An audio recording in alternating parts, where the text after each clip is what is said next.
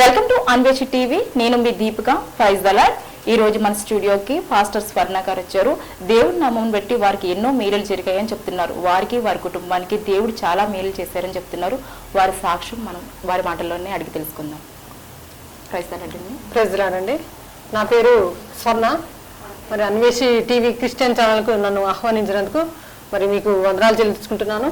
Anveshi channel కూడా నేను దేవుని నామంలో వందనాలు చెల్లించుకుంటున్నాను. మేము పుట్టుక నుంచే క్రైస్తవులం అండి.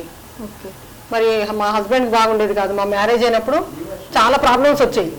దేవుని నమ్ముకున్నా సరే దేవుడు మనకి కొన్ని ప్రాబ్లమ్స్ వస్తూ ఉంటాయి. అయినా కూడా దేవుని వదిలిపెట్టకుండా మేము దేవునికి నమ్మకంగా ఉంటూ వచ్చేవాళ్ళం. అయితే తర్వాత మేము ప్రార్థన చేసిన తర్వాత మా హస్బెండ్కి చాలా స్వస్థత జరిగింది. హెల్త్ ప్రాబ్లం వచ్చింది అతనికి. ఏంటి మేడం ప్రాబ్లం ఏంటి? హార్ట్ ప్రాబ్లం వచ్చింది మేడం. హార్ట్ ప్రాబ్లం వచ్చింది. మరి హాస్పిటల్కి వెళ్ళినా కూడా డాక్టర్ గారు వచ్చి మరి చెక్ చేశారు, మెడిసిన్స్ ఇచ్చారు. తర్వాత కూడా ఏమీ క్యూర్ అవ్వలేదు. తర్వాత మేము దేవునికి భారంగా ప్రార్థన చేయడం, మరి మందిరానికి వెళ్ళడం, మరి దేవునికి నమ్మకంగా ఉండడం వల్ల ప్రార్థన ద్వారానే దేవుడు మరి మెడిసిన్ వాడినప్పటికీ కూడా మనకి దేవుడు ప్రేయర్ కూడా అవసరం. కానీ దేవుడు గొప్ప కార్యం చేశాడు మా హస్బెండ్కి.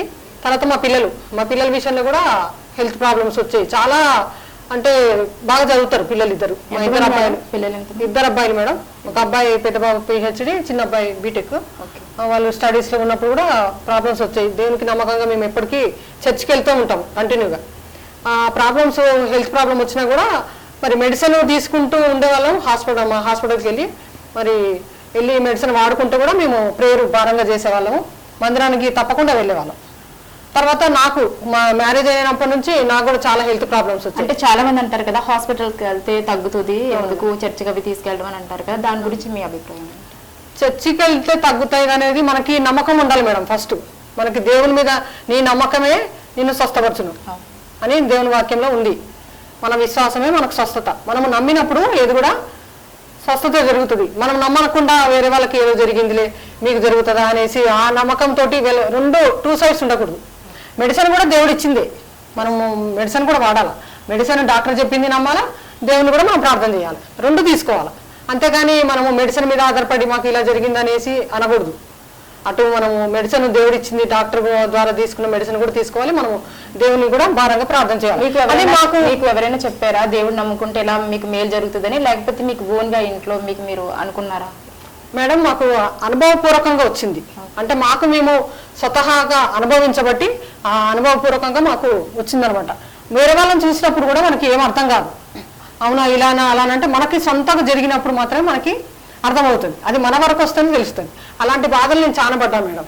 అసలు ఇంకా ఆ బాధలు అనేసి చెప్పలేము. చాలా ఇంకా నేను జాబ్ చేసేదాన్ని. తర్వాత స్టార్టింగ్ లో మా పిల్లలు చిన్నగా ఉన్నప్పుడు టీచింగ్ చేసేదాన్ని మేడం. టీచింగ్ తర్వాత కొన్ని రోజుల తర్వాత మళ్ళీ హెల్త్ ప్రాబ్లం వచ్చింది.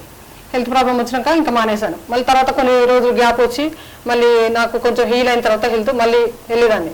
అలా వెళ్ళడము మళ్ళీ హెల్త్ ప్రాబ్లం రావడం ఉండడం అలాగా అయిపోయిన తర్వాత కొన్ని ఇయర్స్ తర్వాత అంటే నేను జాబ్ నాకు చాలా ఇంట్రెస్ట్ మేడం. కానీ దేవుడు నన్ను తెలియకుండానే దేవుడు ఎన్నుకున్నాడు. దేవుని యొక్క ఏర్పాట్లో నేను ఉన్నాను. జాబ్ కూడా ఇంట్రెస్ట్ అంటే దేవుడు నేను ఏది అడిగినా కూడా నాకు ప్రతిదీ ఇచ్చేవాడు దేవుడు. అసలు దేవుడిని నేను ఏ విధంగా ప్రార్థన చేసినా ప్రతిదీ ఇచ్చేవాడు. మిమ్మల్ని ఎవరు అనలేదా ఎందుకు జీసస్ నమ్ముకుంటున్నారు, ఇంత ప్రాబ్లమ్స్ ఉన్నాయి కదా, మీకు వేరే దేవుళ్ళు ఏమన్నా నమ్ముకోవచ్చు కదా అనేసి మిమ్మల్ని ఎవరైనా అబ్జెక్షన్ పెట్టారు? అడిగారు మేడం. మా ఇంటి దగ్గర ఎదురు వాళ్ళు ఉంటారు, హిందూసే వాళ్ళు. అయితే ఎందుకు మేడం మీకు మరి హెల్త్ ప్రాబ్లం, మీ జీసస్ ఉన్నాడు కదా, మీకు హెల్త్ ప్రాబ్లమ్స్ రాకూడదు కదా అనేసి అన్నారు. అప్పుడు నేను అన్నాను, మనకి ఆత్మ ఉంటుంది, శరీరం ఉంటుంది. శరీరానికి జబ్బులు వస్తాయి, శరీరానికి మెడిసిన్ అవసరం. ఆత్మ దేవుడు చూస్తాడు. ఆత్మ ద్వారానే కదా దేవుడు దేవుని ఆత్మ ద్వారా మనం నడిపింపబడతాం. శరీరానికి మనిషి అన్నప్పుడు శరీరానికి ప్రాబ్లమ్స్ వస్తాయి, హెల్త్ ప్రాబ్లమ్స్ ఎవరికైనా వస్తాయి. అది అంటే కరెక్ట్ గా తెలియదు. హీల్ అనేది ఆత్మకు ఉంటుంది. మనము దేవుణ్ణి ఆరాధించేటప్పుడు ఆత్మతో సత్యంతో దేవుణ్ణి ఆరాధించాలి. అది నాకు దేవుడు ఆత్మపూర్వకంగా అనుభవపూర్వకంగా నాకు నేర్పించాడు అనమాట. ఆ విధంగా నేను దేవునిలో ఉంటూ నడుస్తూ వచ్చేదాన్ని. నేను కొన్ని సాక్ష్యాలు కూడా వేరే వాళ్ళకి అంటే నాకు హీల్ జరిగినప్పుడు, మా ఫ్యామిలీలో అద్భుతాలు జరిగినప్పుడు నేను వేరే వాళ్ళకి కూడా సాక్ష్యం చెప్పేదాన్ని, దేవుడు చేసిన కార్యాలు. ఆ విధంగా నేను జాబ్ మాత్రం కంటిన్యూ చేసేదాన్ని. అలా మాకు హీల్ అయినప్పుడు వేరే వాళ్ళకి సాక్ష్యం చెప్పినప్పుడు మళ్ళీ ఎందుకు వీళ్ళకి అలా జరుగుతుంది, జరగకూడదు కదా, మళ్ళీ ఎందుకు ప్రాబ్లమ్స్ వస్తున్నాయంటే మరి దేవుని నమ్ముకుంటే కూడా ప్రాబ్లమ్స్ వస్తాయి. దేవుడు కూడా కొన్ని పరీక్ష పెడతాడు.